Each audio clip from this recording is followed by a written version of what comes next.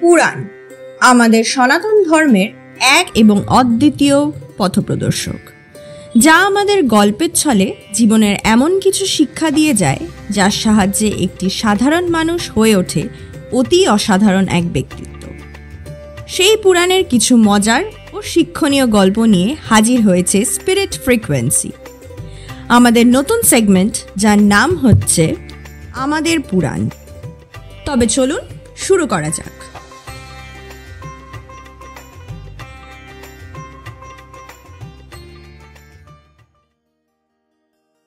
পূর্বকালে কান্যকুঞ্জ দেশে গাধী নামে এক রাজা ছিলেন। তাহার একমাত্র কন্যা ছিল, তাহার নাম সত্যবতী। সেকালে ঋষিরা রাজকন্যা বিবাহ করিতেন। মহর্ষি ভৃগুর পুত্র ঋচিক এই কন্যাকে বিবাহ করিবার বাসনায় রাজার নিকট প্রার্থী হইলেন। ঋচিক বলিলেন, মহারাজ, যদি ঋষিকে কন্যাদান করতে আপত্তি না থাকে, তাহলে আমি আপনার কন্যাকে প্রার্থনা করি। গাধী বলিলেন, হে তপোধন, আপনাকে কন্যাদান করতে আমার কোনো আপত্তি নেই। আপনার ন্যায় মহাতপা ঋষিকে জামাতা রূপে লাভ করলে আমি সৌভাগ্যই মনে করব। তবে আমাদের একটি কৌলিক প্রথা আছে। আমাদের রাজবংশে কন্যা গ্রহণ করতে হলে 1,000 অশ্ব আপনাকে দিতে হবে। ঋচিক বলিলেন, আমি ঋষি, এত অশ্ব কোথায় পাব? কিন্তু বিনা পণেও আমি বিবাহ করতে চাই না। আপনি আমাকে 6 মাস সময় দিন। মহারাজ গাধী সম্মত হইলেন। ঋচিক বরুণের নিকট 1,000 অশ্ব প্রার্থনা করিলেন। বরুণ তৎক্ষণাৎ তাহাকে 1,000 অশ্ব দান করিলেন। ঋচিক 1 মাসের মধ্যেই অশ্ব লইয়া উপস্থিত। একমাত্র অপূর্ব রূপবতী কন্যাকে তপস্বীর হস্তে দান করিবার ইচ্ছা বোধহয় গাধীর খুব একটা ছিল না। সেজন্য 1,000 অশ্ব কন্যাপণ চাইয়াছিলেন। ভাবিয়াছিলেন, একজন তপস্বী একটা ঘোড়াই জোগাড় করতে পারবে কিনা, 1,000 ঘোড়া কোথার থেকে পাইবে? ঋষিকে রাজা ভয়ও করিতেন খুব, সাহস করিয়া প্রত্যাখ্যান করিতেও পারিতেন নাই, যদি শাপ দিয়া বসেন। তাই বোধহয় ওইভাবে এড়াইতে চাইয়াছিলেন। অনেক রাজাই অভিশাপের ভয়ে তপস্বীর হস্তে কন্যা দান করিতেন। 1,000 অশ্ব লইয়া যখন ঋষি উপস্থিত, তখন গাধীর আর কন্যাদান করা ছাড়া উপায় থাকিল না। ঋচিক সত্যবতীকে বিবাহ করিয়া তপবনে চলিয়া আসিলেন। পিতা ভৃগু আসিলেন পুত্র ও পুত্রবধূকে আশীর্বাদ করিবার জন্য। সত্যবতী শ্বশুরের সেবা করিতে লাগিলেন ভক্তি ভরে। ভৃগু বলিলেন, বৎস, তুমি বর প্রার্থনা করো। সত্যবতী বলিলেন, তা তো, যদি দয়া করে বর দান করেন তবে আমায় পুত্র বর দিন। আর আমার জননীর আজও কোনো পুত্র হয়নি, তারও একটি পুত্র হোক। ভৃগু বলিলেন, আমি যজ্ঞ করে যে চরু দেবতাকে উৎসর্গ করব, তার অর্ধেক অংশ তুমি ডুমুর গাছকে আলিঙ্গন করে খাবে, আর অশ্বত্থ গাছকে আলিঙ্গন করে যেন তোমার মা চরুর দ্বিতীয় অর্ধ খান। যজ্ঞের পর চরুভাগু লইয়া সত্যবতী পিতৃগৃহে চলিয়া গেলেন। কিন্তু সত্যবতী ভুল করিয়া অশ্বত্থ গাছকে আলিঙ্গন করিয়া আর তাহার জননী ডুমুর গাছকে আলিঙ্গন করিয়া চরুভক্ষণ করিলেন। ভৃগু যখন এই ভুলের কথা জানতে পারিলেন, তখন বলিলেন, তোমার গর্ভে যে সন্তান হবে সে ঋষি হয়েও হবে স্বভাবে ক্ষত্রিয়, আর তোমার মাতার গর্ভে ক্ষত্রিয় বীরের জন্ম হলেও সে হবে শেষে ঋষি। সত্যবতী বলিলেন, তা তো, আমার পুত্র যেন স্বভাবে ক্ষত্রিয় না হয়, পৌত্র যেন স্বভাবে ক্ষত্রিয় হয়। ভৃগু বলিলেন, তথাস্তু। যথাকালে সত্যবতীর এক পুত্র জন্মিল। এই পুত্রের নাম হইল যমদগ্নি। ক্রমে যমদগ্নি উগ্রতাপা ঋষি হইয়া উঠিলেন। তিনি ইক্ষ্বাকু বংশীয় নৃপতি প্রসেনজিতের কন্যা রেণুকাকে বিবাহ করিলেন। রেণুকার গর্ভে যমদগ্নির 4 পুত্র জন্ম হইল। তাহাদের একজনের নাম রাম। একসময় যমদগ্নি রেণুকার উপর ক্রুদ্ধ হইয়া পুত্রদের বলিলেন, মাতৃবধ করো। তিনি 3 পুত্র সম্মত হইলেন না। রাম মাতৃহত্যা করিয়া পিতৃ আজ্ঞা পালন করিলেন। যমদগ্নি 3 পুত্রকে অভিশাপ দিলেন, তোমরা জড়বুদ্ধি হইয়া থাকো। তিনি রামকে বলিলেন, তুমি যা ইচ্ছা বর প্রার্থনা করো।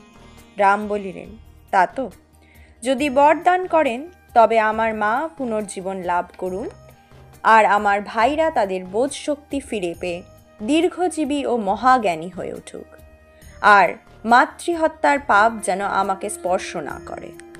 যমদগ্নি পরশুরামকে এই বর দিলেন। পরশু দ্বারা মাতৃহত্যা করার জন্য রামের নাম হল পরশুরাম। এই পরশুরাম সত্যবতীর পৌত্র, স্বভাবে ক্ষত্রিয়। আর সত্যবতীর যে ভ্রাতাটি জন্ম হইল তিনিই বিশ্বামিত্র। তিনি ক্ষত্রিয় হইয়াও পরবর্তী জীবনে ঋষি হইয়াছিলেন। একবার চন্দ্রবংশীয় হৈহয় রাজা কৃতবীর্যের পুত্র অর্জুন মৃগয়া করিতে আসিয়া যমদগ্নির আশ্রমে অতিথি হন। যমদগ্নি তাহার হোমধেনু কপিলার সাহায্যে অর্জুন ও তার বহু শত অনুচরকে ভরিভোজনে আপ্যায়িত করেন। যাইবার সময় রাজা ঋষির কপিলাটিকে চাইলেন। যমদগ্নি তাহা দিতে সম্মত হইলেন না। বলিলেন, মহারাজ, আপনার ঐশ্বর্যের অভাব কি? আমি বনবাসী ঋষি, আমার আর কোনো সম্পদ নেই। এই হোমধেনুটি হারালে আমার যাগযজ্ঞ সব বন্ধ হয়ে যাবে। অর্জুন বলিলেন, মহর্ষি, আমি আপনাকে সহস্র গাভী দেব, আপনি আমাকে এই ধেনুটি দিন। ঋষি বলিলেন, আমি সহস্র গাভী নিয়ে কি করে পালন করব মহারাজ? আমার কপিলাটি গ্রহণ করিবেন না। এই কপিলা নিয়ে গিয়ে আপনার কোনো লাভ হবে না। আমার আশ্রম হতে চলে গেলে কপিলা রাম ধনরত্ন খাদ্য পানীয় কিছুই প্রসব করবে না, এক বিন্দু দুধও দেবে না। মহারাজ অর্জুনের দুর্মতি হইয়াছিল, তিনি কিছুতেই শুনিলেন না। কপিলাকে জোর করিয়া লইয়া চলিয়া গেলেন। পরশুরাম তখন আশ্রমে ছিলেন না। তিনি আশ্রমে আসিয়া সব কথা শুনিয়া অর্জুনের নর্মদা তীরের রাজধানীতে উপস্থিত হইলেন। পরশুরাম অর্জুনকে যুদ্ধে আহ্বান করিলেন। অর্জুনের ছিল 1000 হাত। 1000 হাতে 1000 রকমের অস্ত্র ধরিয়া তিনি যুদ্ধ করিতে আসিলেন। পরশুরাম তাহার কুঠার দ্বারা অর্জুনের হাতগুলি একে একে কাটিয়া শেষে মুন্ডুটি কাটিয়া ফেলিলেন এবং অর্জুনের সৈন্য সামন্তদের বধ করিয়া হোমধেনু কপিলাকে তপবনে ফিরিয়া আনিলেন। অর্জুনের পুত্ররা একদিন যমদগ্নির আশ্রমে আসিয়া যমদগ্নিকে একলা পাইয়া বধ করিয়া প্রতিহিংসা লইল।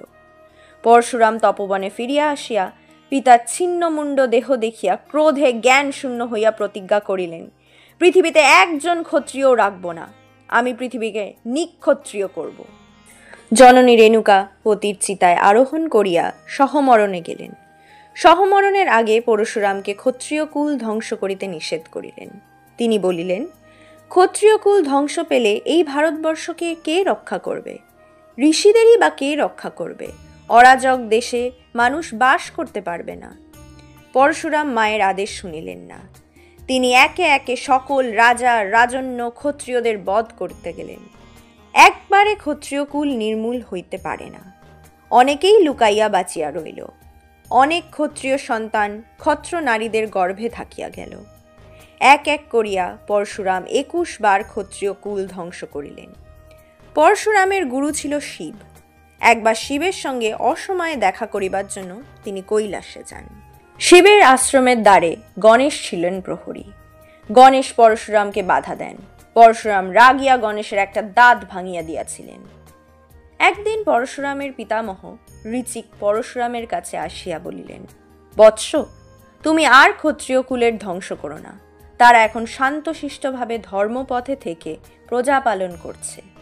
তারা ঋষিদের ওপর অত্যাচার করে না, বরং ঋষিদের তপ জপ যাগযজ্ঞ সমস্তই রক্ষা করছেন। তপবনের কাছেও রাক্ষসদের আসতে দেয় না।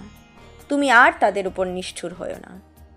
পিতামহের কথায় পরশুরাম এক মহাযজ্ঞ করিয়া পৃথিবীর আধিপত্য কাশ্যপকে দান করিলেন।